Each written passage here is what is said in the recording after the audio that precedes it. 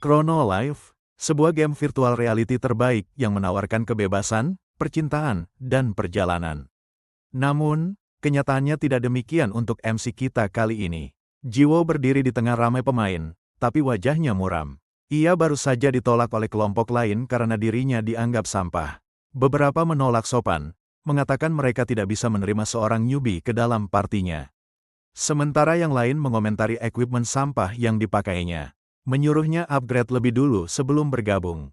Ia berdiri di tengah kerumunan dengan wajah kesal, lalu mengumpat pelan. Akhirnya ia tak tahan lagi.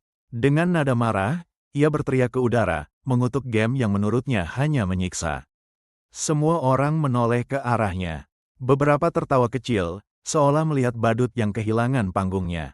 Dengan nada kesal, Jiwo membalas ejekan itu, membanggakan pedang mahal yang telah ia beli dengan susah payah. Ia mencoba menutupi rasa malunya dengan emosi. Tiba-tiba, seorang gadis berambut panjang berjalan mendekat. Tatapannya lembut, berbeda dari pemain lain yang hanya mencibir. Jiwo menoleh, sedikit kaget sekaligus gugup. Ia tidak menyangka akan diajak bicara oleh seseorang seindah itu. Gadis itu memperkenalkan diri sebagai Luna. Dengan senyum hangat, ia menawarkan Jiwo untuk berpetualang bersama dalam satu party. Jiwo terpaku sejenak, lalu tersenyum lebar. Dalam hatinya, ia merasa Chrono Life mendadak terasa lebih indah. Keduanya berjalan menuju hutan. Jiwo merasa seperti tokoh utama yang akhirnya mendapat kesempatan membuktikan diri. Di antara pepohonan, Luna memuji kemampuan Jiwo. Jiwo tersipu, mencoba terlihat tenang meski hatinya berbunga-bunga. Dengan nada bangga, Jiwo bercerita bahwa ia menghabiskan uang sakunya untuk membeli perlengkapan mahal itu. Dalam suaranya, ada kebanggaan dan sedikit harapan agar Luna terkesan. Luna tampak kagum dan bertanya sudah berapa lama Jiwo bermain. Suaranya lembut, membuat Jiwo semakin bersemangat bercerita. Jiwo tersenyum percaya diri. Ia meminta Luna agar tidak terkejut sebelum melanjutkan ceritanya. Dengan bangga, ia mengatakan bahwa ia membeli banyak paket pemula sebanyak yang ia mampu. Matanya berkilat, merasa seperti pemain serius. Ia menatap pedangnya dengan kagum. Pedang itu, katanya, berasal dari salah satu paket premium yang ia beli. Luna menatapnya penuh kekaguman, memuji penampilannya yang tampak seperti pahlawan dari kisah dongeng. Jiwo hanya diam, merasa hatinya bergetar. Ia terdiam beberapa saat. Pujian Luna membuatnya kehilangan kata-kata. Pikirannya melayang jauh. Ia mulai membayangkan hal-hal yang mustahil di dunia nyata. Dalam benaknya, ia dan Luna tampak berpacaran, menikah, dan hidup bahagia bersama di dunia maya itu. Masih dalam lamunan, ia bahkan memikirkan nama anak mereka kelak. Senyum tipis terlukis di wajahnya. Luna memanggilnya, mengatakan bahwa mereka sudah sampai di tempat tujuan. Jiwo tersadar dari lamunannya. Mereka tiba di hutan yang sunyi, jauh dari keramaian. Hanya suara angin dan daun yang terdengar. Jiwo menatap sekeliling, sedikit bingung. Ia tidak mengerti mengapa mereka berhenti di tengah hutan. Tanpa peringatan, Luna tiba-tiba menghunus senjatanya dan menusuk Jiwo.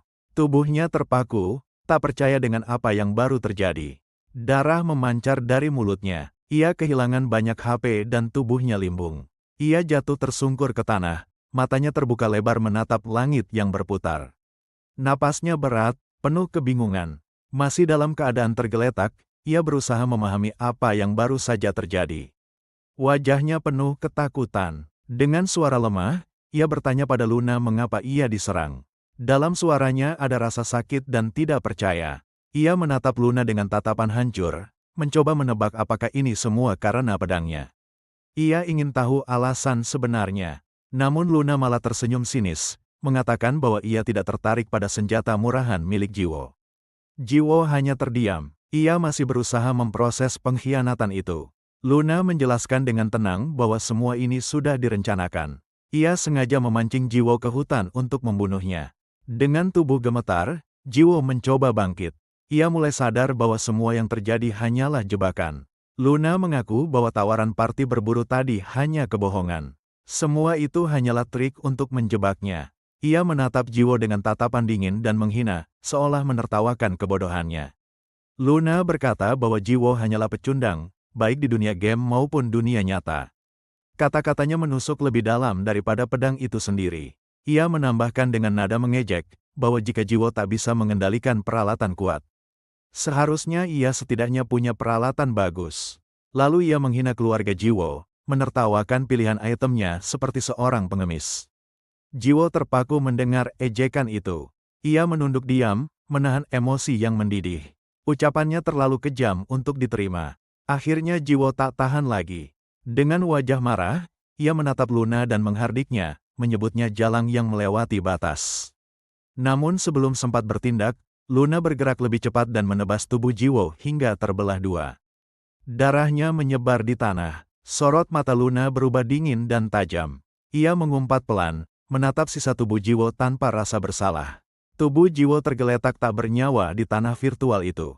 Hening seketika menyelimuti hutan. Tiba-tiba notifikasi sistem muncul di depan Luna, menandakan bahwa syarat untuk hidden class telah terpenuhi.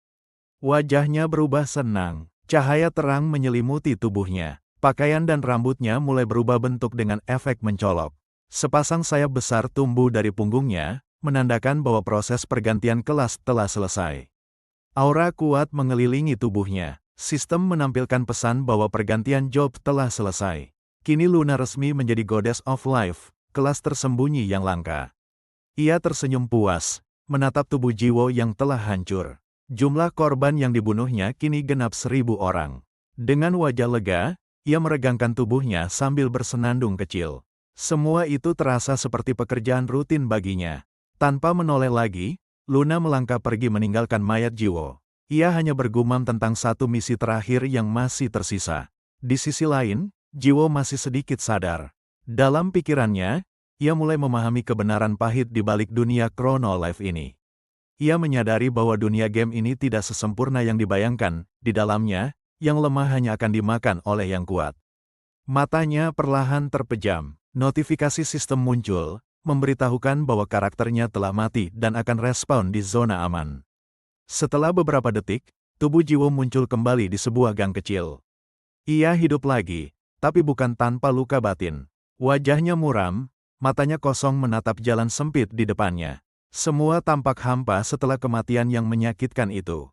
Bayangan Luna muncul di benaknya. Ia masih bisa mendengar kata-kata hinaan yang menusuk hatinya. Lalu teringat pula bagaimana orang-orang lain memperlakukannya sebelumnya, ejekan, tawa, dan penolakan yang terus menumpuk. Ia menunduk dalam diam, seolah menahan sesuatu yang berat di dadanya. Emosinya menumpuk menjadi satu. Akhirnya tangisnya pecah. Ia menangis keras, meluapkan semua rasa sakit yang selama ini ia tahan. Beberapa saat kemudian, ia menghapus air mata dan merogoh tasnya. Tangannya gemetar namun matanya mulai berubah tajam. Dari tas itu, ia mengeluarkan sebuah palu kayu dengan tulisan sistem yang melayang di depannya, Reinforcing Hammer, alat untuk memperkuat peralatan. Lalu ia mengeluarkan pedangnya, sebuah 3 Knights Double-Edged Sword. Cahaya biru samar memantul di permukaannya. Dengan tekad bulat, ia mengangkat palu dan memukul pedang itu sekuat tenaga. Suaranya bergema di gang sempit itu. Dalam hati, ia berkata bahwa ini adalah cara tercepat untuk menjadi kuat, meningkatkan perlengkapan sampai batas tertinggi. Namun pedang itu tiba-tiba patah dengan suara retak tajam. Jiwo tertegun, matanya membesar tak percaya. Meski terkejut, ia tak menyerah. Gigi terkatup rapat. Ia mengambil item lain dan mencoba lagi. Kali ini ia mengeluarkan sarung tangan 5 Iron Blood Letter Gloves. Ia menatapnya penuh harap. Palu kembali diayunkan, menghantam benda itu keras-keras.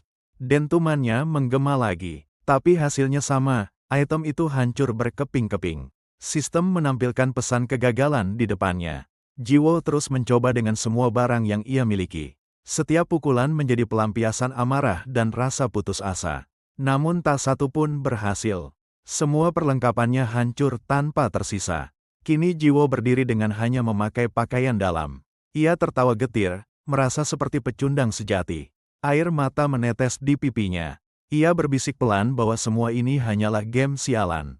Tiba-tiba, sesuatu melayang ke arahnya, sebuah tongkat kayu sederhana jatuh di depannya. Sistem menampilkan deskripsi, wooden stick, senjata dasar untuk pemula, sangat lemah. Jiwo menatapnya tanpa minat. Ia menoleh ke arah pelemparnya, dan melihat seorang anak kecil berdiri tak jauh dari sana, tersenyum polos. Anak itu melambaikan tangan dengan wajah riang. Jiwo menatap heran, tidak tahu apa maksudnya. Dalam hati, ia bertanya-tanya mengapa karakter kecil itu tampak begitu bahagia. Mereka benar-benar seperti pemain baru yang tak tahu kerasnya dunia ini. Ia melirik tongkat itu lagi, berpikir sejenak. Mungkinkah anak itu memberikannya dengan niat baik? Anak kecil itu mengangkat jempol dan tersenyum lebar, seolah menyemangati Jiwo yang tampak putus asa. Jiwo menghela napas panjang dan mengangguk pelan. Dalam hatinya ia sadar, mungkin benar, tongkat itu diberikan padanya sebagai bentuk simpati. Ia memandangi tongkat kayu itu lama, lalu tersenyum tipis. Dalam hatinya, ia berpikir mungkin anak kecil itu merasa iba karena dirinya hanya mengenakan pakaian dalam dan tampak menyedihkan. Setelah anak kecil itu pergi, Jiwo menatap tongkat itu dengan ragu. Ia tidak yakin apa gunanya benda lemah seperti itu. Namun tanpa pikir panjang, ia mengangkat palu dan memukul tongkat kayu itu, hanya karena dorongan iseng dan frustasi. Notifikasi muncul di udara, peningkatan berhasil. 1 wooden stick. Jiwo menatap layar itu dengan terkejut. Penasaran, ia mencoba memukulnya sekali lagi dengan palu itu.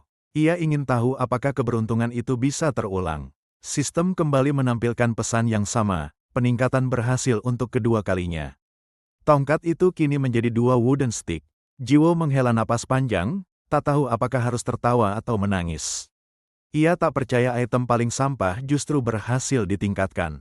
Rasa ingin tahunya makin besar. Ia menatap tongkat itu dan mengayunkan palu kembali dengan penuh semangat. Kali ini, notifikasi muncul bertubi-tubi, peningkatan berhasil berkali-kali tanpa gagal. Cahaya dari tongkat itu semakin terang. Tongkat kayu itu kini berubah menjadi 6 wooden stick, dengan tambahan damage yang tak masuk akal. Jiwo tertegun memandangi hasilnya. Dalam hati, ia berusaha realistis. Ia tahu semakin tinggi level peningkatan, semakin besar pula kemungkinan gagal. Namun entah mengapa, tangannya terus bergerak. Ia memukulnya lagi dan lagi, tanpa henti, seolah terobsesi. Hari berganti sore, suara palu terus terdengar, sementara Jiwo tak berhenti mencoba memperkuat tongkat itu.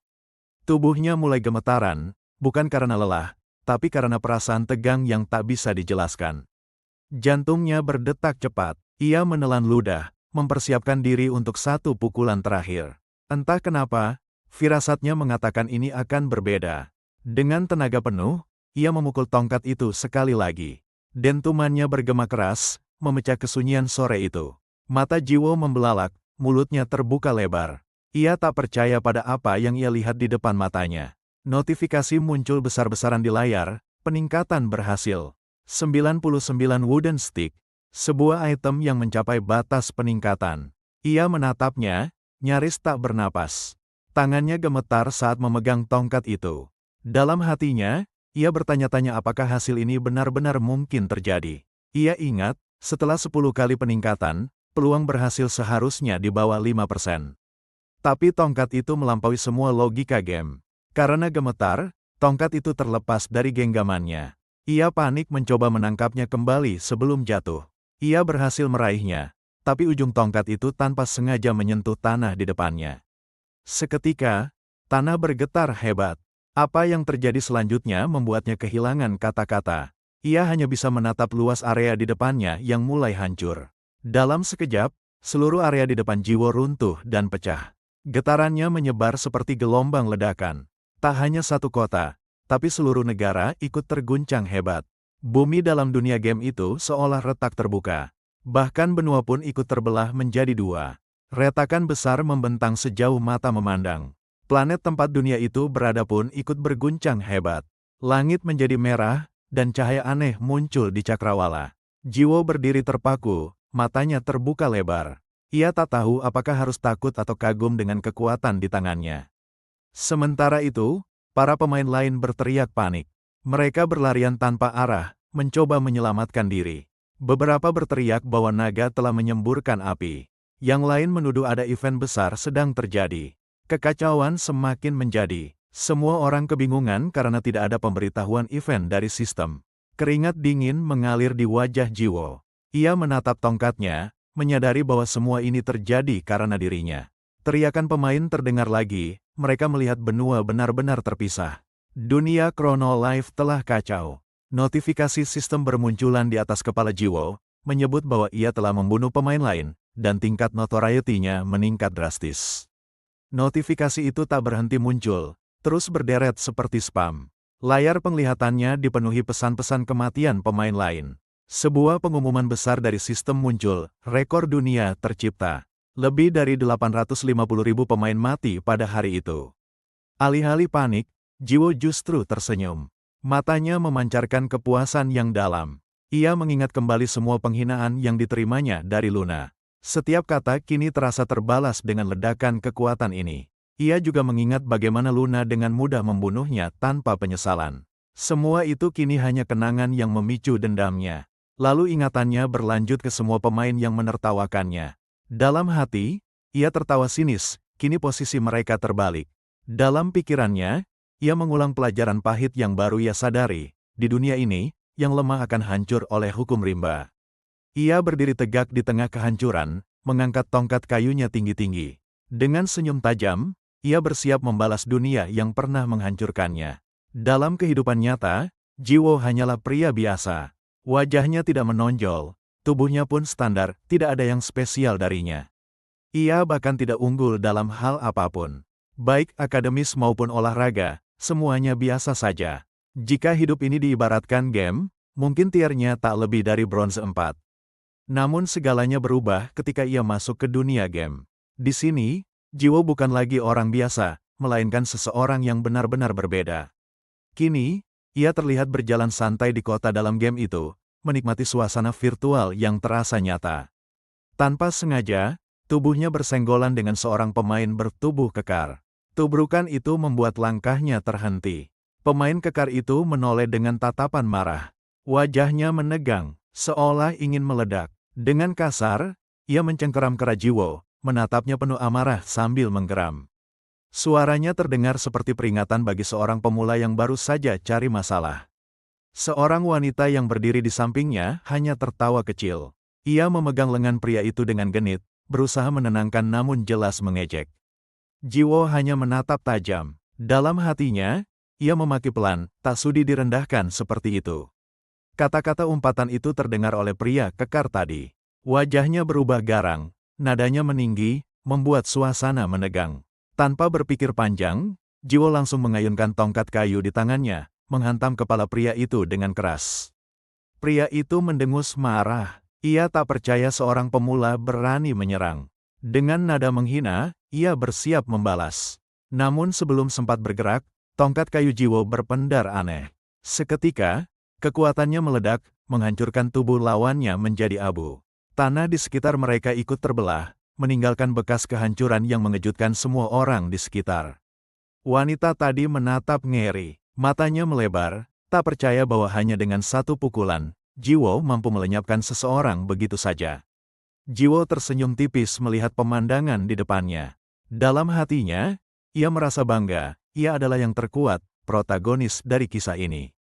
Namun senyum itu hilang seketika saat notifikasi sistem muncul di udara, memperingatkan bahwa daya tahan senjatanya menurun. Tulisan lain muncul, menunjukkan status tongkatnya, 99 wooden stick, durability tinggal 3 dari 5.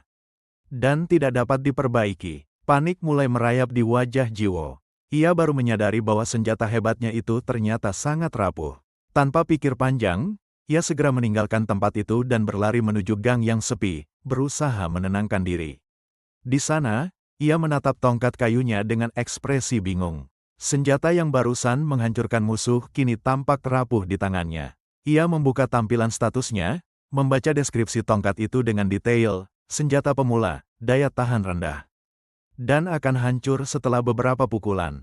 Jiwo menjatuhkan diri ke tanah dan berguling kesal. Emosinya meledak setelah tahu senjata andalannya nyaris tak berguna. Ia berbaring menatap langit virtual. 2 pukulan saja sudah mengurangi durability hingga tersisa 3. Artinya, hanya ada 3 kesempatan tersisa. Giginya terkatup rapat. Ia menggigit bibirnya kuat-kuat, menahan frustrasi yang semakin dalam. Dalam hati, Jiwo berjanji akan membalas semua yang pernah merendahkannya. Tapi dengan senjata yang hanya punya 3 pukulan. Bagaimana caranya? Ia menggertakkan gigi, lalu bangkit. Wajahnya kini penuh tekad. Ia tidak akan berhenti hanya karena keterbatasan ini. Matanya bersinar tajam. Ia sadar, 3 pukulan itu harus digunakan sebijak mungkin, dan dengan kekuatan penuh. Dengan langkah mantap, Jiwo berjalan menuju lembah kematian, tempat yang bahkan pemain veteran pun enggan datangi. Tanah di sana dipenuhi tengkorak manusia. Bau kematian terasa pekat di udara, namun Jiwo terus melangkah tanpa ragu. Ia menapaki lautan tulang belulang, menelusuri setiap langkah seolah sedang mencari sesuatu yang ia tahu pasti ada di sana. Langkahnya semakin jauh, hingga pemandangan sekeliling mulai berubah menjadi lebih suram dan penuh tekanan. Tiba-tiba tanah bergetar hebat, debu terangkat ke udara. Getarannya begitu kuat hingga tengkorak di sekitar ikut bergulir. Namun Jiwo tetap tenang. Ia tahu, inilah saat yang ia tunggu, pertanda bahwa targetnya muncul. Ledakan besar terdengar, menciptakan badai debu yang menutupi pandangan. Suasana mencekam mulai memenuhi udara. Dari balik kabut, sepasang mata raksasa menyala tajam, menembus gelapnya lembah. Seekor naga berkepala dua muncul dengan tubuh yang sangat besar. Dialah bos monster terkuat, Chronolife Naga Kepala Dua, Urus. Suara raungannya mengguncang seluruh lembah. Tanah bergetar di bawah kekuatannya yang mengerikan. Namun Jiwo tidak gentar. Ia berdiri tegak, menatap naga itu dengan wajah tenang, seolah sudah tahu hasilnya. Naga itu berbicara dengan nada menghina, menyebut Jiwo sebagai manusia lemah yang berani melanggar batas kematian. Suaranya berat dan bergema, memperingatkan bahwa inilah tempat di mana hidup dan mati bersinggungan. Ia menertawakan Jiwo, mengatakan bahwa manusia sepertinya hanya pantas merasakan keputusasaan. Tanpa menjawab, Jiwo mengangkat tongkat kayunya, lalu mengayunkannya secepat kilat. Salah satu kepala naga itu langsung lenyap dalam sekali pukul. Ledakan energi menghancurkan udara di sekitarnya. Urus, naga berkepala dua itu, tampak terkejut. Ia menatap Jiwo tak percaya, tidak mampu memahami bagaimana kekuatan sekecil itu bisa menghancurkannya dalam sekejap. Jiwo berdiri diam, memandangi naga yang kehilangan satu kepala itu. Ekspresinya datar, seolah hal itu bukanlah sesuatu yang besar. Dalam hatinya, ia menyadari bahwa kekuatan tongkat itu luar biasa. Tapi ada satu hal yang menakutkan, ia hanya punya 3 pukulan tersisa. Sementara itu, naga urus masih tampak kebingungan, mencoba memahami apa yang baru saja terjadi. Jiwo kembali mengangkat tongkatnya. Suaranya tenang, seolah hendak menyelesaikan urusan terakhirnya di tempat ini. Rasa panik langsung menyelimuti wajah naga itu. Ia mulai ketakutan, menyadari hidupnya bisa berakhir kapan saja. Suara gemetar terdengar dari mulutnya. Ia berusaha menunda waktu, meminta Jiwo untuk berhenti sejenak. Jiwo menoleh datar, menatap makhluk besar itu dengan alis sedikit terangkat. Ia tidak mengerti kenapa naga itu mendadak bicara dengan nada memelas. Dengan nada penuh ketakutan, Urus berusaha menjelaskan bahwa ia hanya ingin berbicara. Nada bicaranya berubah, memanggil Jiwo dengan sebutan hormat. Jiwo terlihat bingung. Baru saja ia dipanggil manusia bodoh, kini dipanggil Hyungnim dengan nada sopan. Situasinya benar-benar berbalik. Naga itu menelan ludah dan buru-buru menjelaskan. Katanya, ucapan kasarnya tadi hanyalah bagian dari skrip sistem, bukan keinginannya sendiri. Ia menatap Jiwo takut-takut, lalu bertanya dengan suara bergetar tentang siapa sebenarnya manusia di depannya ini. Jiwo menjawab pendek, tanpa emos, entahlah. Kalimatnya datar namun menohok, membuat naga itu semakin gemetar ketakutan. Sekali lagi tongkat kayu itu terangkat. Jiwo mengayunkannya tanpa ragu. Tanah di bawah mereka retak hebat. Gelombang energi menghantam udara, membuat lembah berguncang keras. Naga urus menjerit kesakitan. Tubuh raksasanya goyah dan ambruk, menimbulkan getaran di seluruh area. Debu menutupi pandangan. Tubuh besar itu kini hanya terbaring lemah, hampir kehilangan seluruh kekuatannya. Dengan napas tersengal, Urus masih mencoba berbicara. Ia tahu hidupnya hanya tinggal detik. Notifikasi sistem muncul lagi. Durability tersisa, 1/5. Jiwo menghela napas berat, sadar hanya ada 1 pukulan terakhir. Ia berdiri di antara reruntuhan. Menatap tongkatnya, andai saja senjata itu tak memiliki batas daya tahan, segalanya akan lebih mudah. Ucapan itu terdengar oleh Urus. Wajah naga itu mendadak berubah, seolah mendapatkan ide untuk bertahan hidup. Ia buru-buru berkata bahwa ia bisa membantu Jiwo mengatasi masalah durability. Nada suaranya penuh ketakutan sekaligus harapan. Jiwo menatapnya tajam, sedikit tertarik dengan ucapannya. Ia tak segera menyerang, menunggu penjelasan lebih lanjut. Sistem mendadak menampilkan notifikasi baru. Kontrak utama naga berkepala 2 urus, sang naga terkuat ingin memberikan jiwanya padamu. Tulisan sistem berikutnya muncul dengan pilihan ya atau tidak. Jiwo menatap layar itu dengan dahi berkerut, belum memahami maksudnya. Ia membaca pesan itu dengan bingung. Kata-kata memberikan jiwa terdengar mencurigakan. Urus berbicara lagi, kali ini dengan lebih sopan. Ia menanyakan apakah Jiwo pernah mendengar tentang sesuatu bernama Ego Sword. Jiwo menjawab singkat, ia tidak tahu apa itu dan ingin penjelasan yang sederhana. Urus tampak gugup, ia mencoba menjelaskan dengan terbata-bata, mencari cara agar Jiwo tidak kehilangan kesabaran. Akhirnya, ia menjelaskan bahwa ia bisa mengisi senjata Jiwo dengan jiwanya sendiri. Dengan begitu, tongkat itu akan hidup dan memiliki kesadaran. Ia melanjutkan, mengatakan bahwa senjata itu nantinya akan berkembang menjadi Ego Sword, senjata dengan daya tahan tak terbatas dan kekuatan luar biasa. Urus menambahkan bahwa senjata itu tidak akan pernah rusak. Durability-nya akan menjadi tak terbatas. Sesuatu yang bahkan para pemain legendaris pun impikan. Ia menegaskan, Ego Sword adalah senjata terkuat di seluruh dunia Chrono Life. Mendengarnya, mata Jiwo mulai berbinar. Jiwo tertawa keras, tawa yang lepas dan tulus. Akhirnya, sesuatu yang menarik muncul di tengah semua keterbatasannya. Naga urus ikut tertawa canggung, meski jelas rasa takut masih belum hilang dari wajahnya. Ia bertanya dengan gugup apakah Jiwo menyukai idenya. Tatapannya penuh harap, seolah hidupnya bergantung pada jawaban itu. Jiwo menarik napas panjang, lalu berbicara pelan. Ia merasa jalan hidupnya baru saja berubah, seperti takdir menuntunnya ke arah yang benar. Kini, pembalasan dendamnya terasa mungkin dilakukan. Tanpa ragu, ia menekan tombol ya.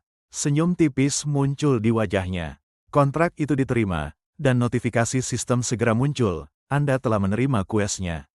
Simbol sihir raksasa terbentuk di bawah kaki mereka. Cahaya ungu berputar melingkar, menciptakan pusaran energi yang sangat kuat. Tubuh urus perlahan memudar. Sisiknya bercahaya, kemudian melebur menjadi partikel cahaya yang mengalir ke udara. Dalam hitungan detik, tubuh besar itu benar-benar menghilang. Yang tersisa hanyalah hembusan angin berat dan notifikasi sistem yang melayang di udara. Tongkat kayu di tangan Jiwo bersinar terang. Warna ungu pekat mengalir di sepanjang permukaannya, dan aura kuat terasa muncul darinya. Sistem menampilkan pesan baru, 99 Wooden Stick, Great, Ego, Durability, tak terbatas. Tongkat itu kini menjadi senjata dengan jiwa naga di dalamnya. Namun tak lama setelah itu, tanah kembali bergetar hebat. Suara gemuruh datang dari kejauhan, lebih besar dari sebelumnya. Ribuan monster muncul dari balik kabut lembah. Mereka semua berlari menuju Jiwo, dengan amarah yang menyala di mata mereka. Itu adalah pasukan naga urus, makhluk-makhluk yang dulu dipimpin olehnya.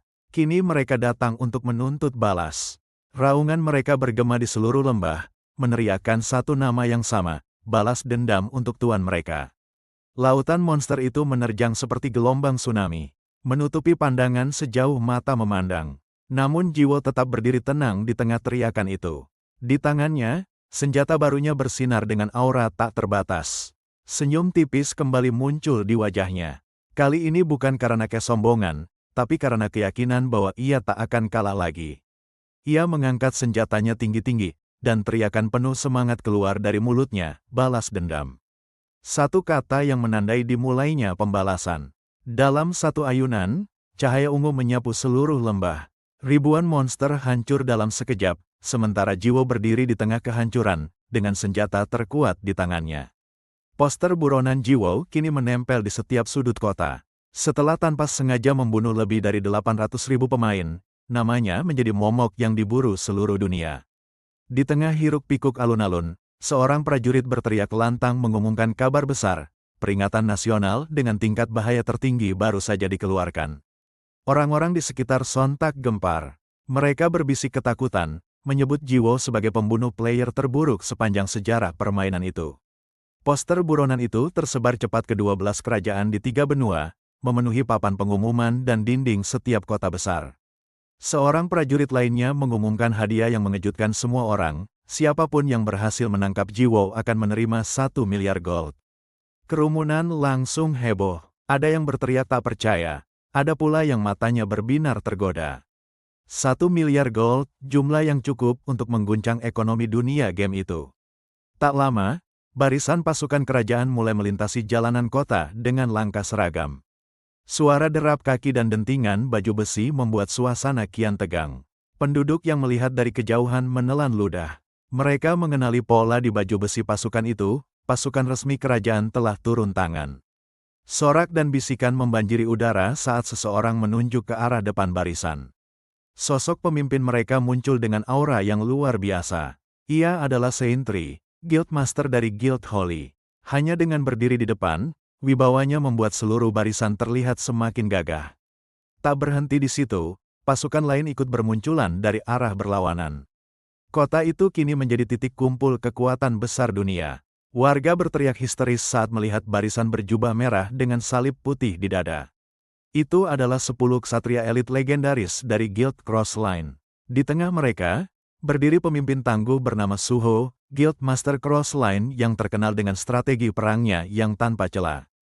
Langit seolah bergetar saat kelompok penyihir datang. Mereka adalah pasukan sihir kerajaan yang dipimpin oleh seorang penyihir legendaris. Dialah Abracadabra, penyihir terkuat dari keluarga kerajaan sekaligus pemimpin Guild Holy Land. Hanya kehadirannya saja sudah cukup untuk membuat dunia tahu, perburuan jiwa bukanlah urusan kecil. Gelombang pasukan lain muncul lagi. Dari arah barat, Guild Thief alias Guild Robin Hood datang dengan gaya khas mereka yang santai namun berbahaya, dipimpin langsung oleh sang perampok ksatria. Tak lama kemudian, barisan terakhir tiba. Semua pasukan berdiri tegak membentuk formasi sempurna, menyambut kedatangan pemimpin mereka yang gagah.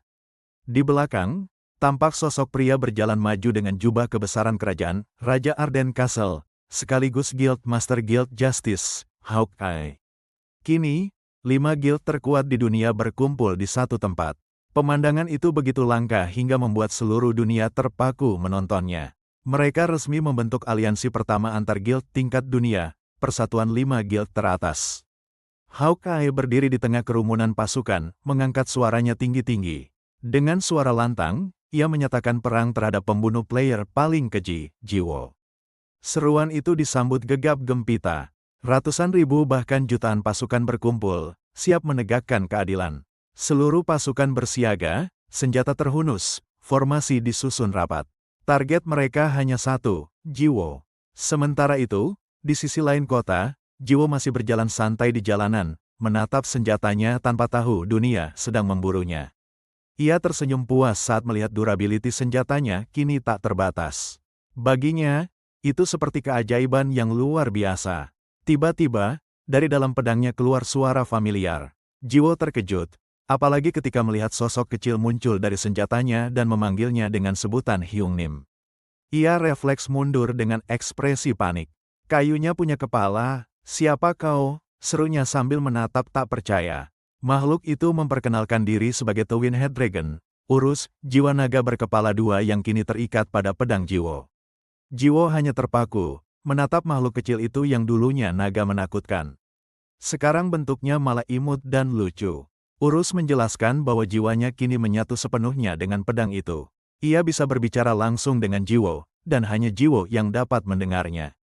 Jiwo masih kebingungan. Sementara Urus menambahkan bahwa hal seperti ini umum untuk senjata kelas Ego Grade.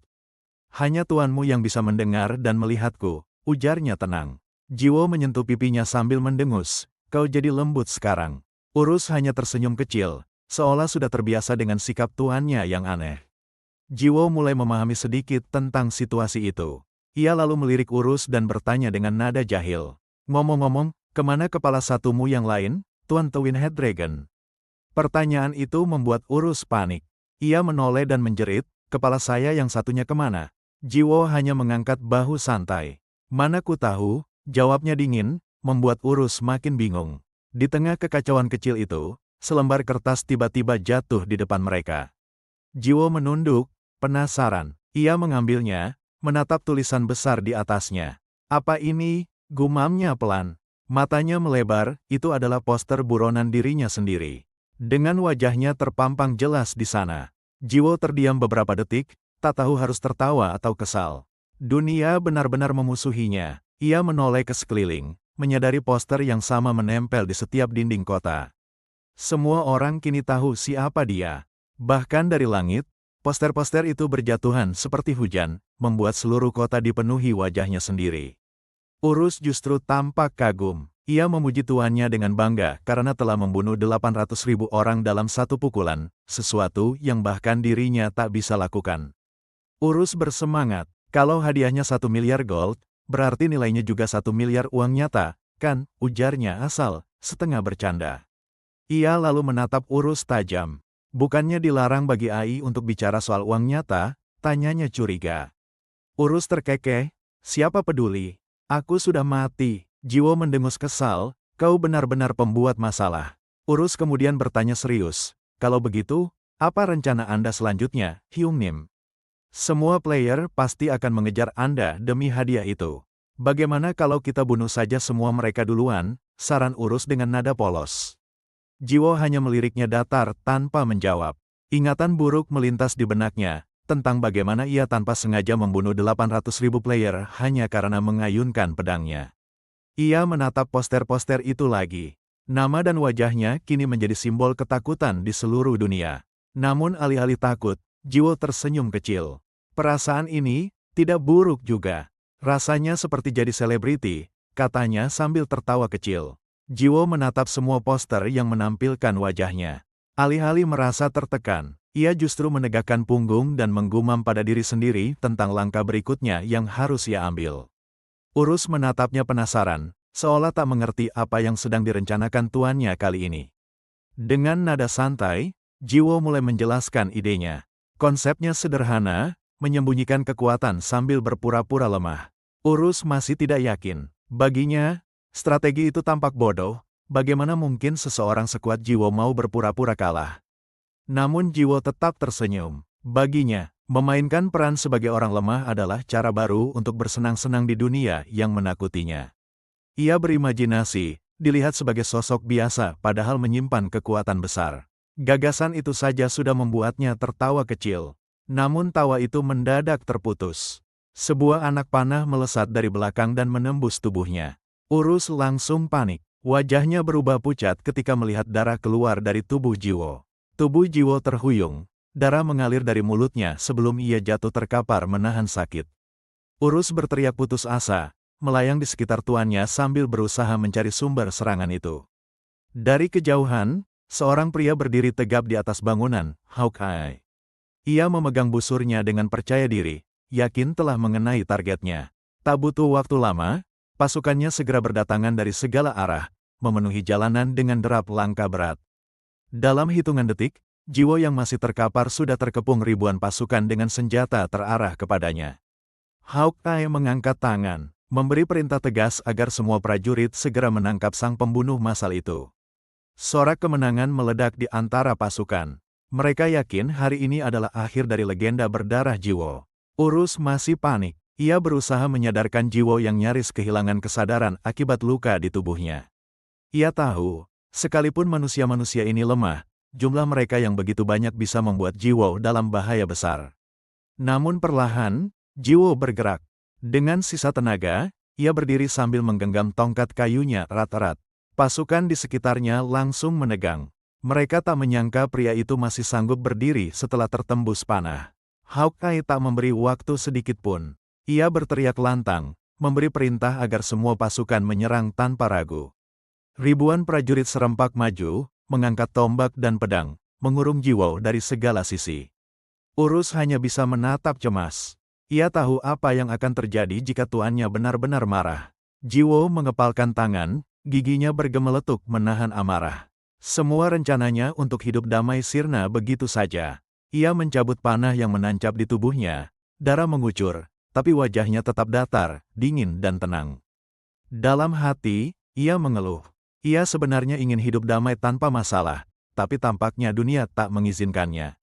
Senyumnya perlahan berubah. Dari ketenangan, muncul tatapan gila, campuran antara murka dan kesenangan. Dengan satu gerakan cepat, tongkatnya berayun.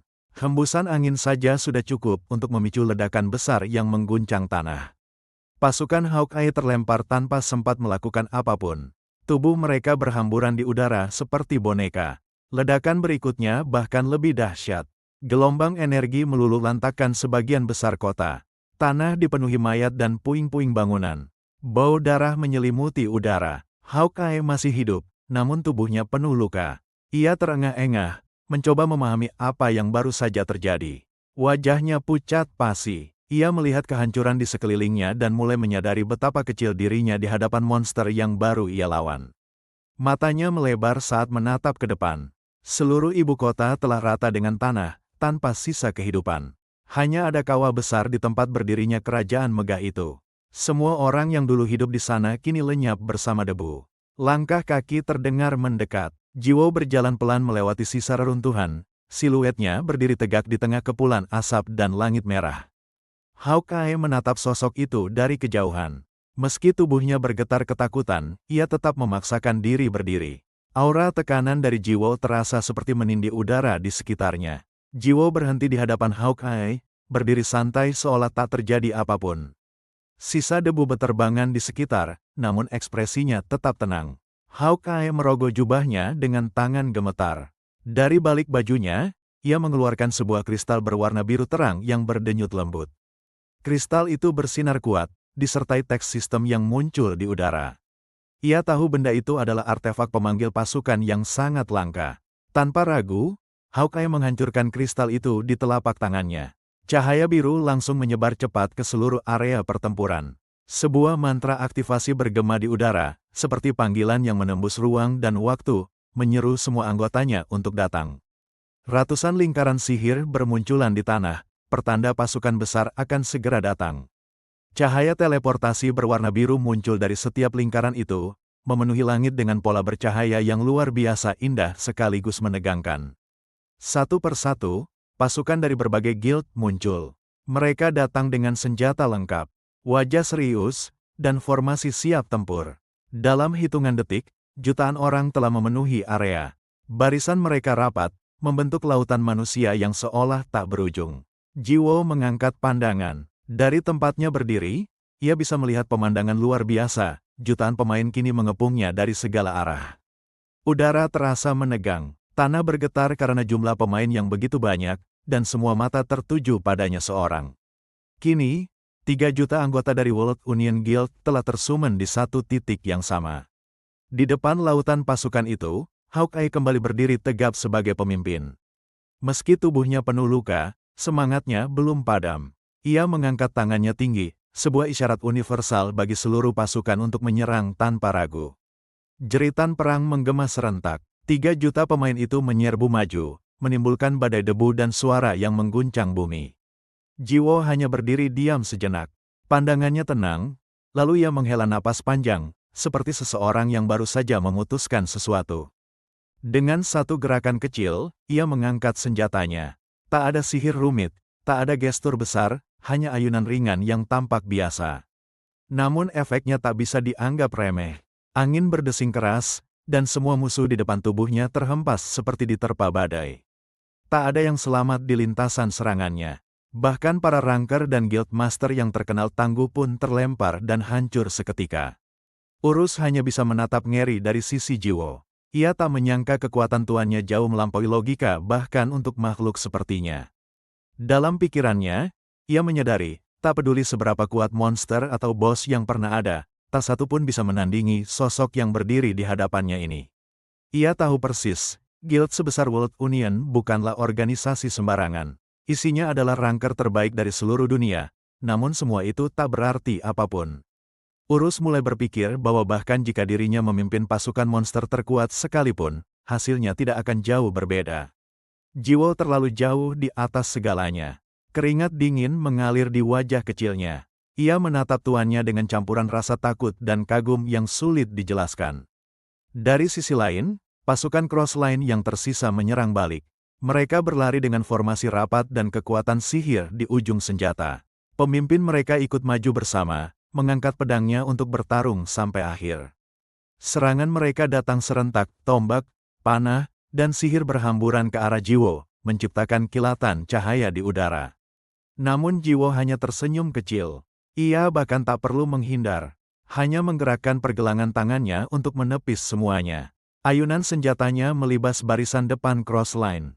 Dalam sekejap, puluhan orang terhempas dan lenyap tanpa sempat menjerit. Dari kejauhan, para penyihir dari Holy Land mulai menyiapkan sihir besar. Suara mereka bergema saat merapal mantra bersama-sama. Abrakadabra, pemimpin mereka, berdiri di tengah lingkaran sihir raksasa yang membara. Ia tampak fokus penuh, menyalurkan energi ke udara. Jiwo menoleh, matanya menangkap pancaran cahaya besar di langit yang semakin terang. Ia tahu serangan besar akan segera diluncurkan. Langit kini dipenuhi pola sihir rumit. Cahayanya menembus awan dan membuat seluruh area seolah diterangi siang hari. Urus hanya bisa menatap dengan mulut terbuka lebar. Besarnya energi itu cukup untuk menghancurkan benua kecil, dan ia tahu lawan mereka tak main-main. Abrakadabra mengangkat tongkat sihirnya tinggi-tinggi. Sihir kuno yang ia persiapkan mulai aktif, menciptakan pusaran energi besar di atas kepala mereka. Jiwo memandang langit dengan wajah datar. Ia menilai lawannya dalam diam, menunggu momen tepat tanpa menunjukkan ketegangan sedikitpun. Cahaya biru menyilaukan turun dari langit. Serangan sihir raksasa itu dilepaskan, mengguncang bumi dan menelan seluruh area dengan suara ledakan memekakkan telinga. Jiwo masih berdiri di tempatnya, lalu menatap serangan itu dengan senyum tipis.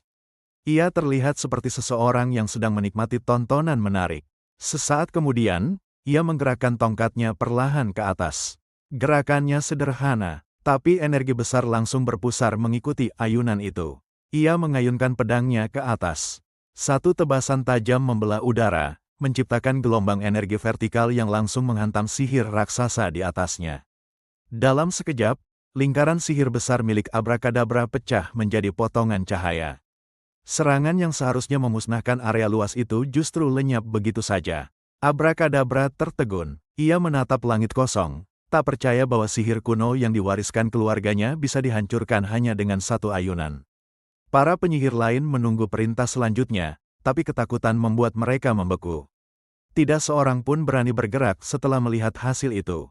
Seluruh medan pertempuran terdiam. Asap dan debu perlahan menghilang, menyisakan sosok Jiwo yang berdiri di tengah kawah dengan aura menekan luar biasa. Dengan tenang, Jiwo kembali mengangkat pedangnya. Kali ini ia menurunkannya lurus ke depan dengan kekuatan yang bahkan lebih besar dari sebelumnya. Sebuah tebasan cahaya lurus membelah tanah dan udara, menciptakan jurang besar di jalur serangannya. Semua yang berdiri di depannya lenyap tanpa jejak. Abrakadabra dan seluruh pasukannya tersapu bersih oleh gelombang itu. Tubuh mereka hancur seketika, meninggalkan hanya sisa energi yang berpendar di udara. Dari kejauhan, hanya kehancuran yang tersisa. Satu orang melawan 3 juta, dan hasilnya bukan kemenangan, melainkan bencana yang tak bisa dipercaya. Laporan sistem mulai bermunculan di udara. Guild World Union resmi dinyatakan kalah total. Semua anggotanya kehilangan status dan reputasi dalam sekejap. Di tengah lautan mayat, Hawkeye masih hidup. Ia terduduk lemas dengan tubuh gemetar, menatap kosong ke depan tanpa suara. Wajahnya memucat, ia berulang kali menggeleng, tak mampu menerima kenyataan bahwa semua kekuatan dunia sudah dikalahkan hanya oleh satu orang. Langkah kaki Jiwo terdengar lagi, mendekat perlahan ke arah Hawkeye. Setiap langkahnya membuat tanah bergetar halus, seolah dunia takut padanya. Jiwo berhenti tepat di hadapannya.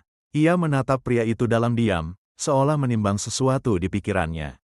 Hawkeye menegakkan kepala, memandang Jiwo dengan mata penuh ketakutan. Ia tidak tahu apakah hidupnya masih akan bertahan beberapa detik lagi. Jiwo menarik napas panjang. Ia menatap langit sebentar, lalu kembali menunduk, memberi jawaban yang membuat Hawkeye terpaku. Sorot matanya berubah dingin. Ia tampak kesal, mengingat bagaimana orang yang sekarang berlutut di depannya pernah menyerang dari belakang. Hawkeye menatapnya bingung, belum sempat mengerti maksud dari pandangan itu. Udara di sekitarnya mendadak menegang. Dalam sekejap, Jiwo mengayunkan senjatanya ke kepalanya. Ledakan energi besar terjadi, menghancurkan seluruh area di sekitar Hawkeye. Gelombang kejut dari serangan itu menyapu habis apapun yang tersisa. Tidak ada yang hidup di radius serangan tersebut. Pertempuran hari itu menjadi berita besar di seluruh dunia. Tayangan ulangnya viral di kalangan para pemain, bahkan di luar game. Semua orang membicarakan satu hal, pria yang sendirian mengalahkan 3 juta orang. Dan menghancurkan seluruh ibu kota hanya dengan beberapa ayunan. Setelah pertempuran berakhir, asap perang mulai menipis. Dari senjata Jiwo, muncul Urus yang bersorak gembira, memuji keberanian tuannya dengan suara lantang. Jiwo hanya mendengus, menoleh dengan ekspresi jengkel saat mendapati makhluk itu ternyata ada di sana sejak tadi. Tiba-tiba, langkah kaki terdengar dari belakang. Seseorang mendekat perlahan, membuat Jiwo refleks menoleh. Matanya terbelalak, ia sempat mengira semua musuh sudah tewas. Tapi ternyata masih ada satu yang hidup. Dalam pandangan matanya yang tajam, ia menangkap sosok yang sangat dikenalnya. Itu adalah Luna, gadis yang dulu menipunya dan menusuk dari belakang, membunuhnya tanpa ampun. Jiwo terdiam sesaat, tak pernah ia duga akan bertemu gadis itu lagi, apalagi secepat ini. Ekspresi wajahnya berubah kaku, penuh kemarahan yang ditahan. Matanya dingin, nyaris tak berkedip. Luna malah tersenyum manis, seolah tak pernah ada dendam di antara mereka. Dengan nada menggoda, ia menyapa Jiwo seperti teman lama yang baru bertemu kembali. Jiwo menatap sekeliling. Dataran luas terbentang di bawah sinar matahari senja, penuh dengan mayat 3 juta manusia dan senjata yang berserakan di tanah. Pertemuan ini, ia sadari, terlalu dramatis untuk disebut kebetulan.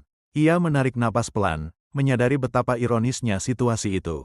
Luna berbicara dengan ringan, seolah semuanya hanyalah panggung sandiwara.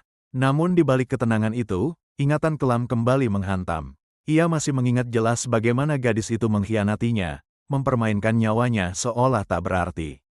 Tangannya mengepal kuat, otot di lengannya menegang, urat-urat di wajahnya mulai muncul saat amarah mendidih. Luna menatapnya dengan tatapan lembut, menanyakan kabarnya seakan mereka baru berpisah seminggu lalu. Ia berbicara tentang takdir, tentang betapa anehnya bisa bertemu di tempat seperti ini. Tapi bagi Jiwo, kata itu terdengar seperti ejekan.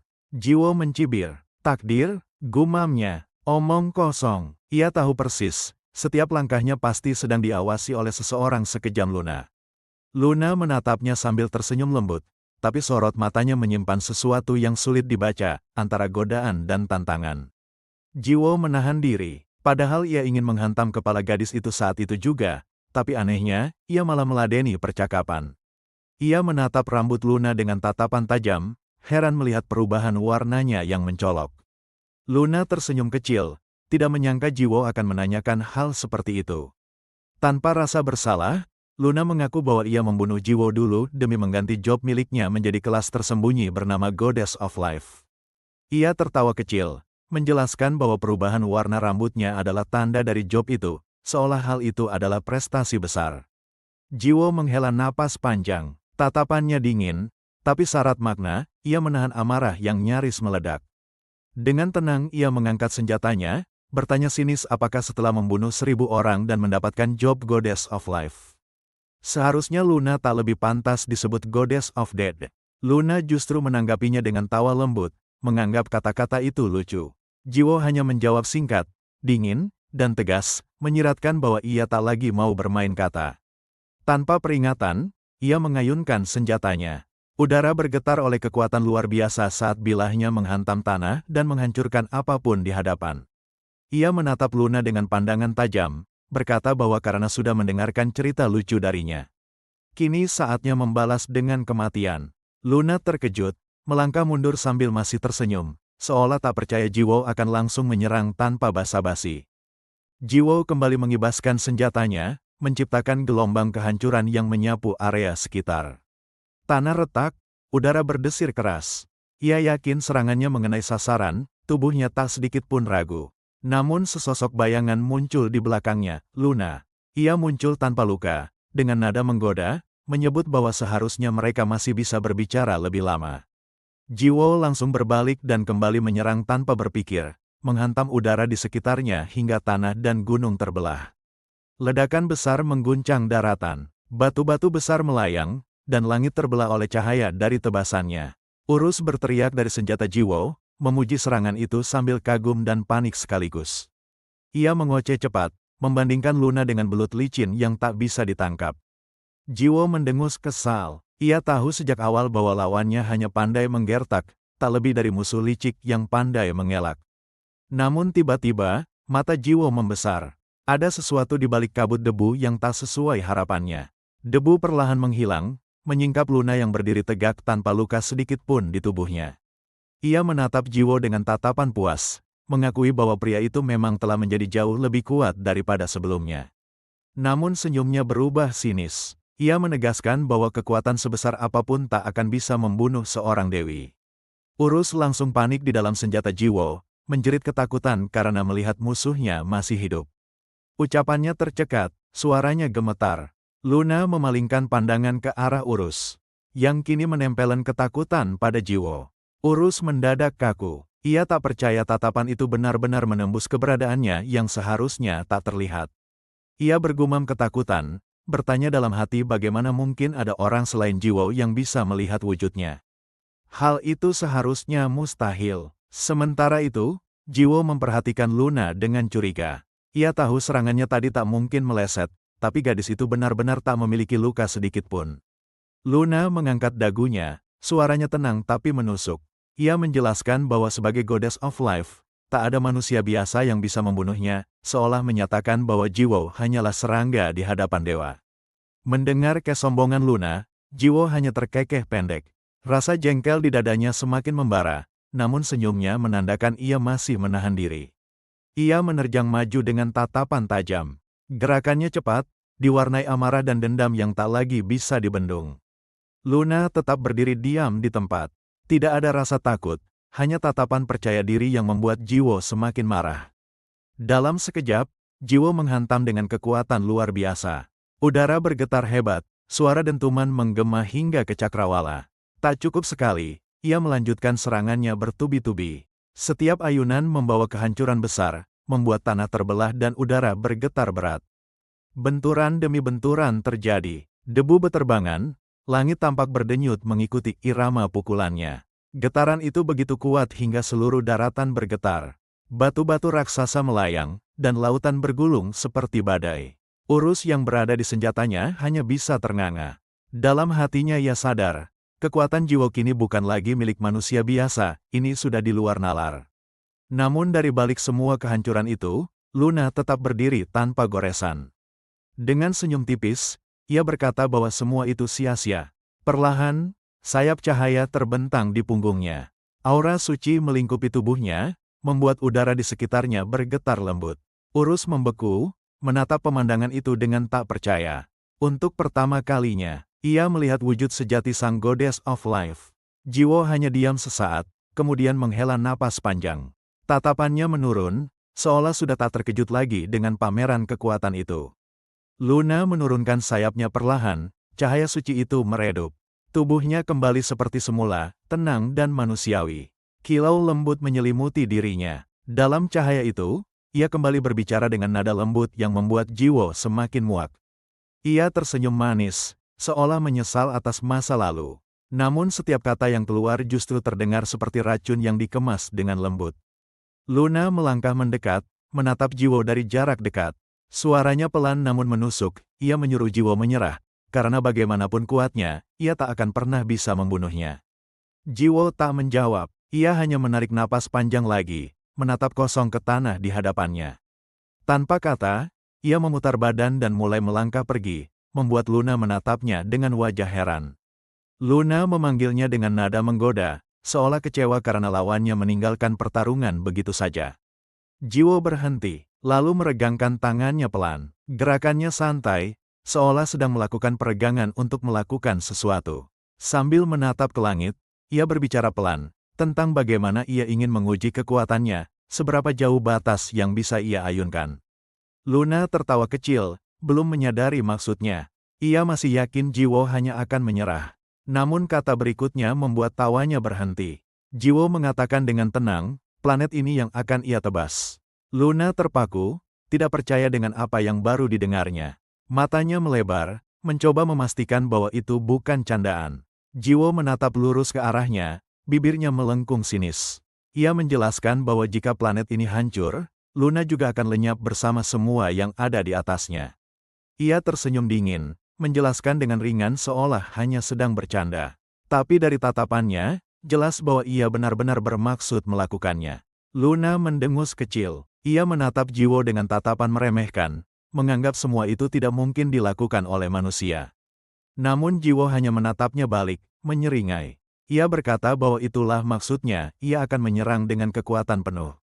Ia menunduk sedikit, mengingat bahwa serangan sebelumnya saja sudah cukup mengguncang seluruh daratan. Sekarang ia akan melakukannya tanpa menahan sedikit pun. Ekspresi Luna berubah serius. Untuk pertama kalinya, rasa khawatir tampak di wajahnya. Ia mulai menyadari bahwa ancaman Jiwo bukan sekadar omong kosong. Luna mencoba menahan ketenangannya, meski jelas terlihat gugup. Ia berusaha mengingatkan Jiwo bahwa jika planet ini hancur, dirinya pun akan ikut mati, mengingatkan bahwa itu lebih mirip tindakan bunuh diri daripada balas dendam. Jiwo diam sejenak. Ia menatap kosong ke bawah, seolah menimbang kata-kata itu, tapi di balik ketenangan itu, pikirannya sudah bulat. Sekilas, kenangan masa lalu melintas di benaknya, pengkhianatan Luna, rasa sakit, dan kehancuran dirinya sendiri. Semua itu kembali membakar jiwanya. Tiba-tiba, ia tertawa keras. Suara tawanya bergema di dataran luas. Terdengar seperti campuran antara keputusasaan dan kemenangan. Dengan nada penuh ejekan, Jiwo menatap Luna sambil menyebutnya seperti anak sekolah yang perlu belajar arti sebenarnya dari penderitaan.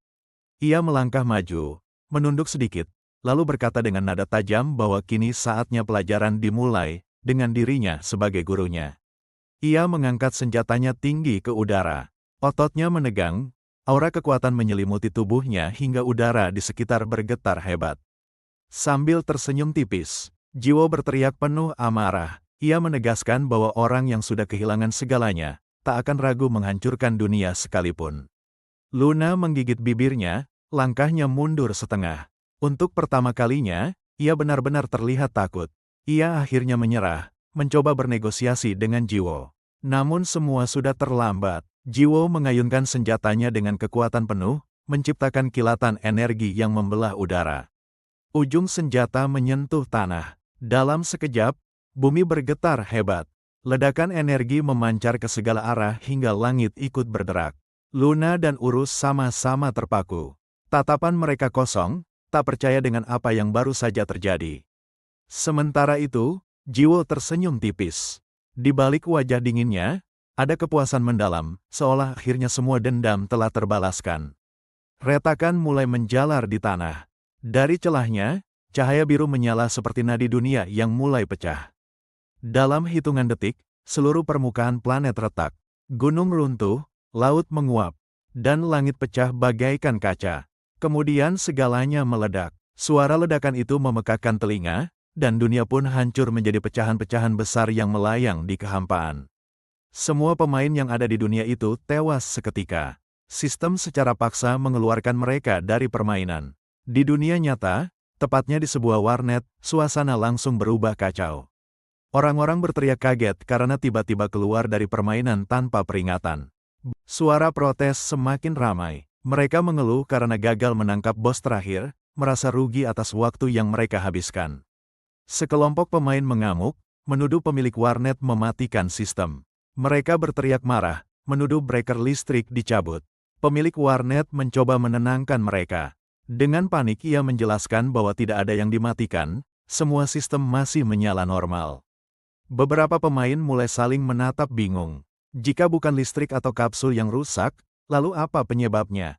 Salah satu dari mereka cepat-cepat mengambil ponsel dan membuka laman resmi Chronolife, berharap ada penjelasan. Di layar ponselnya muncul pengumuman resmi dari pihak pengembang. Kalimatnya sopan namun jelas, mereka tengah melakukan pemeliharaan darurat server. Suasana warnet perlahan mereda. Para pemain mulai menyadari bahwa bukan kesalahan sistem lokal, melainkan server utama yang bermasalah. Namun di sudut ruangan yang paling tenang, satu kapsul tetap menyala. Di dalamnya, Jiwo masih terhubung ke dunia itu, satu-satunya pemain yang belum keluar. Dunia game runtuh dan semua pemain terpaksa keluar.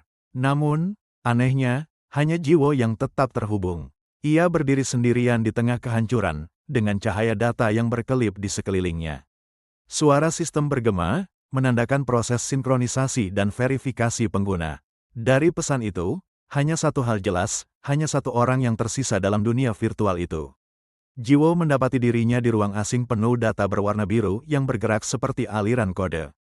Ia memandang sekeliling, bingung dan waspada. Kebingungan makin menjadi. Ia bertanya-tanya, Di mana sebenarnya dirinya sekarang, masih di dalam game atau di tempat lain yang lebih aneh.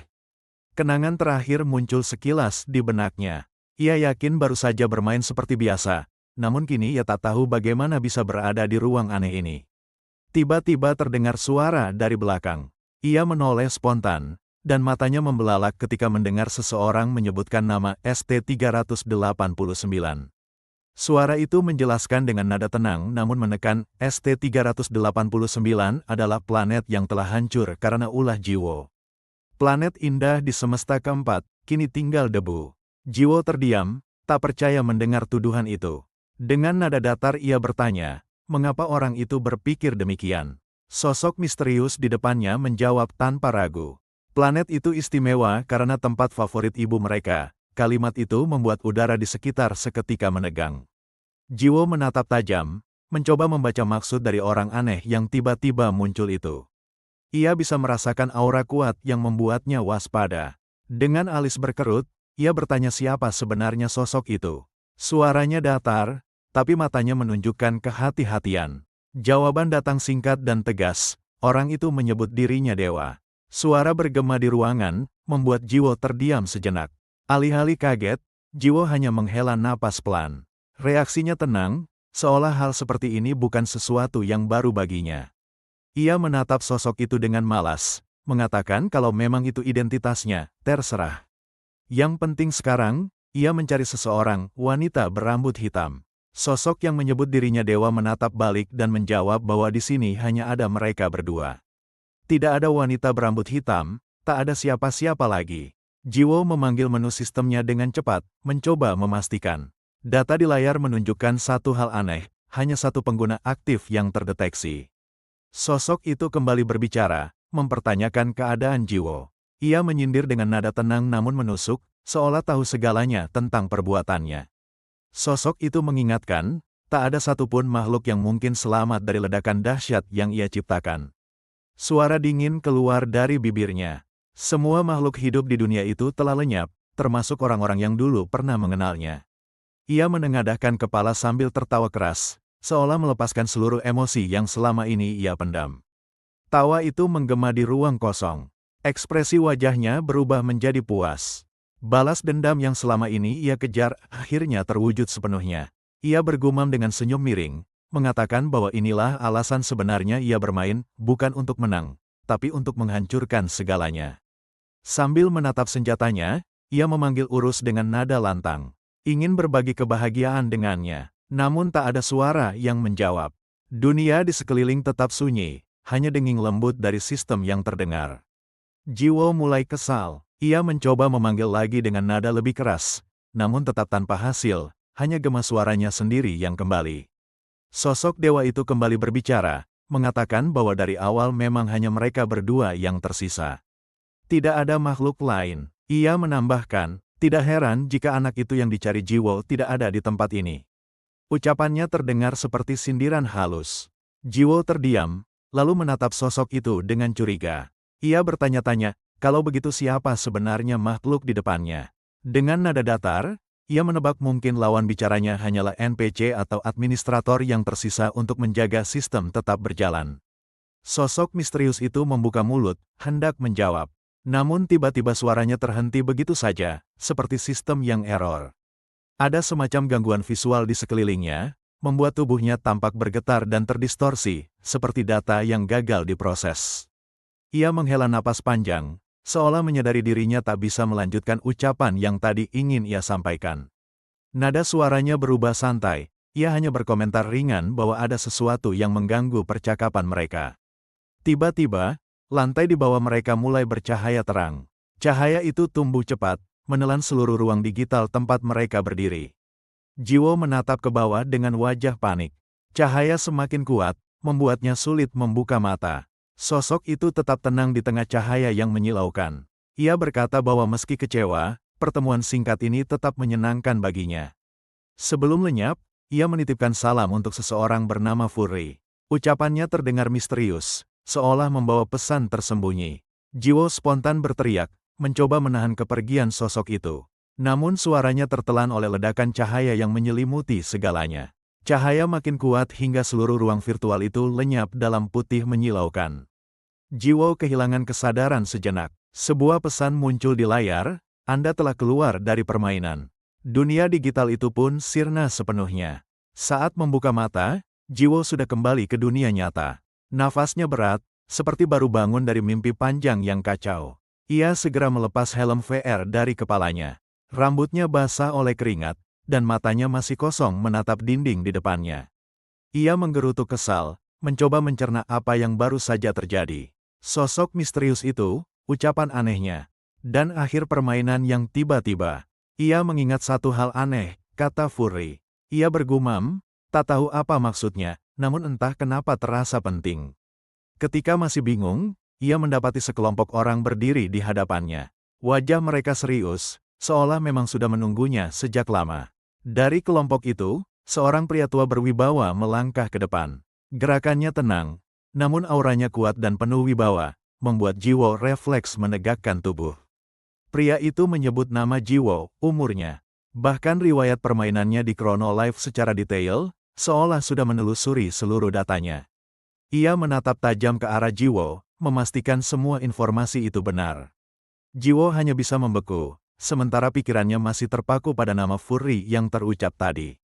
Rasa gugup mulai merayap. Ia mencoba menenangkan diri, menjawab dengan suara gemetar sambil bertanya siapa sebenarnya orang di depannya.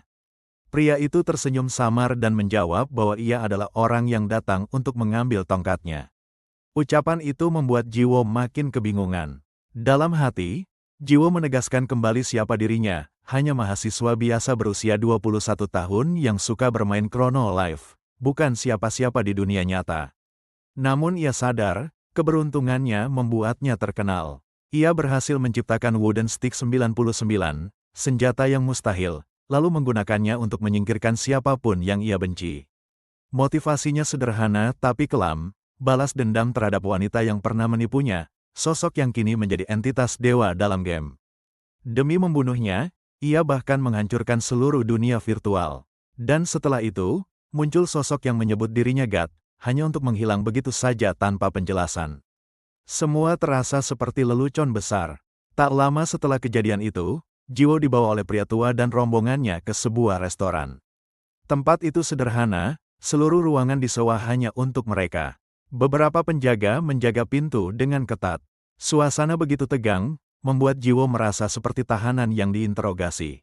Ia duduk dengan canggung di hadapan pria tua itu. Setiap tatapan terasa seperti tekanan, membuatnya sulit menelan ludah.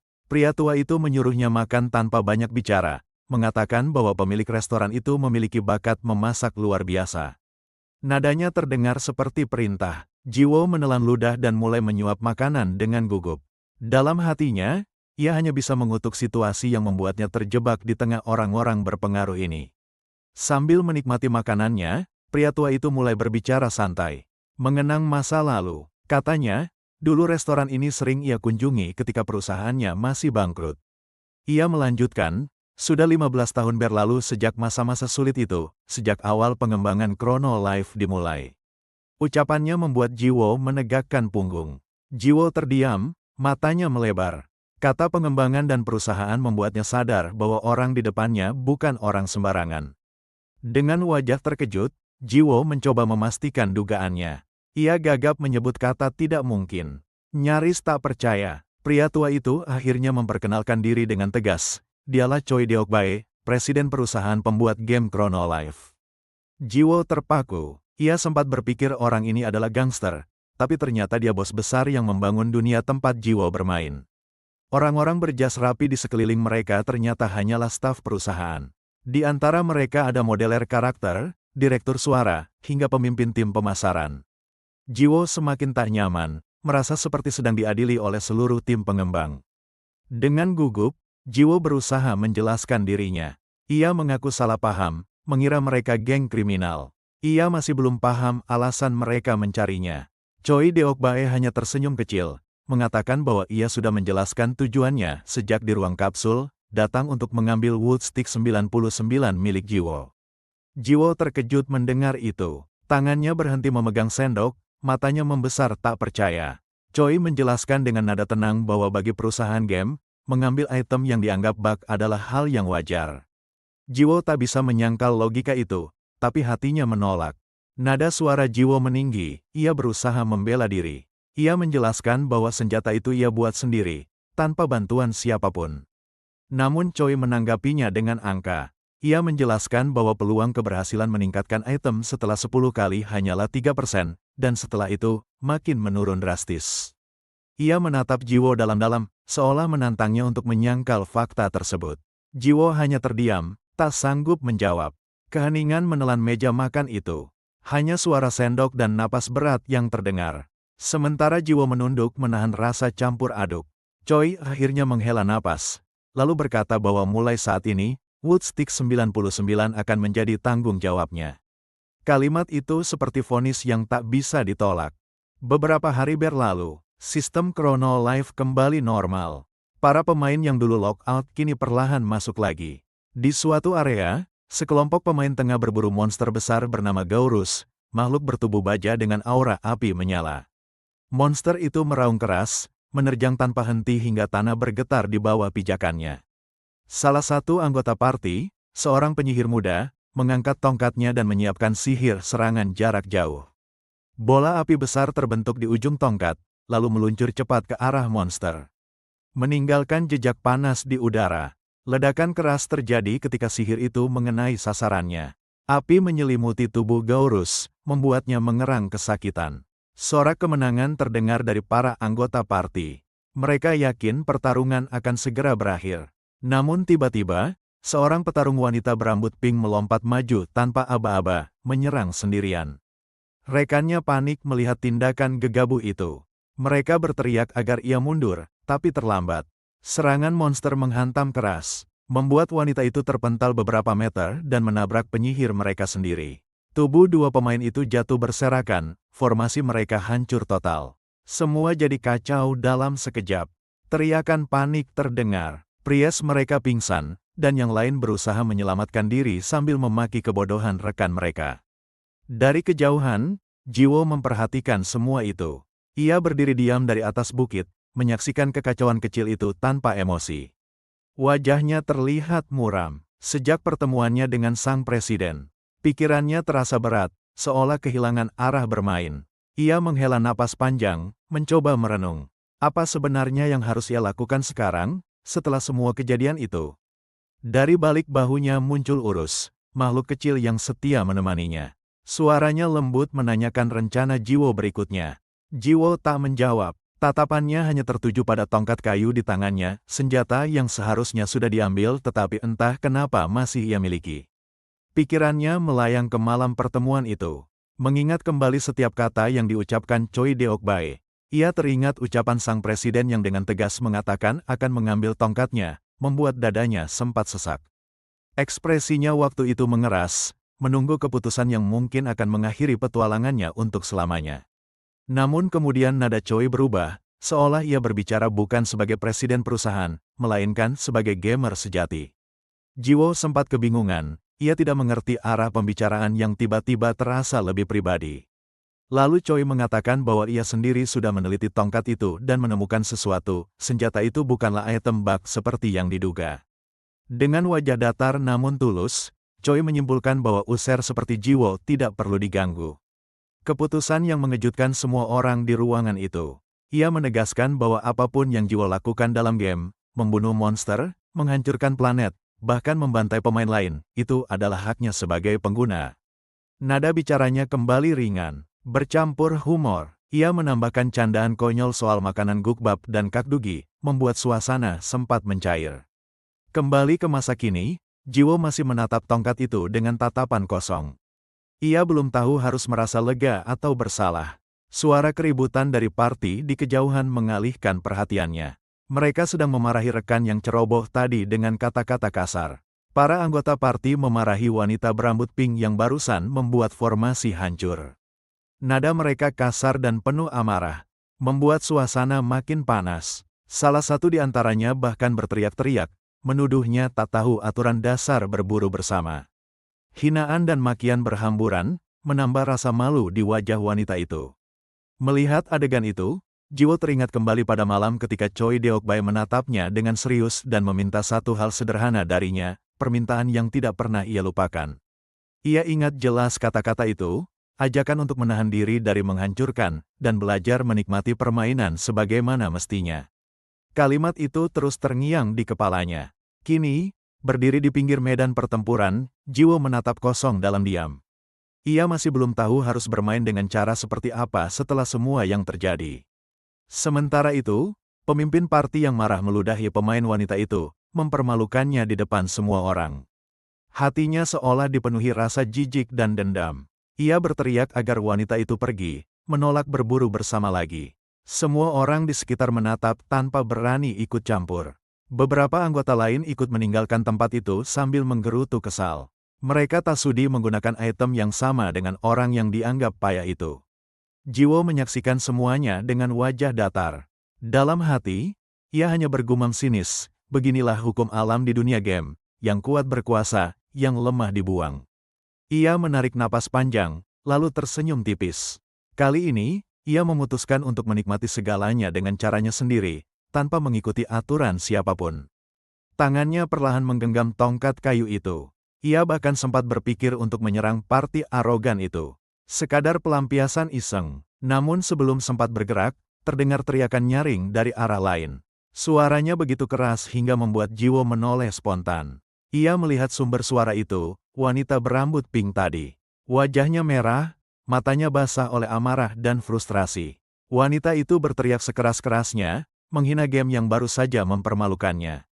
Kata-katanya penuh kemarahan dan rasa kecewa mendalam. Ia meluapkan segalanya, tentang betapa ia sudah berkorban waktu dan uang untuk itemnya. Tapi tidak seorang pun menghargainya. Suaranya pecah, menggema di padang pertempuran. Jiwo terdiam, menatapnya dengan mata yang sama kosongnya seperti dulu. Ada sesuatu dalam gadis itu yang terasa akrab, seolah ia sedang melihat dirinya di masa lalu. Ia teringat bagaimana dulu ia juga dikucilkan, diejek, hingga akhirnya memilih jalan gelap demi melampiaskan amarah yang sama. Wanita itu menatap mereka semua dengan tatapan menantang, lalu berseru bahwa ia tak butuh siapapun lagi.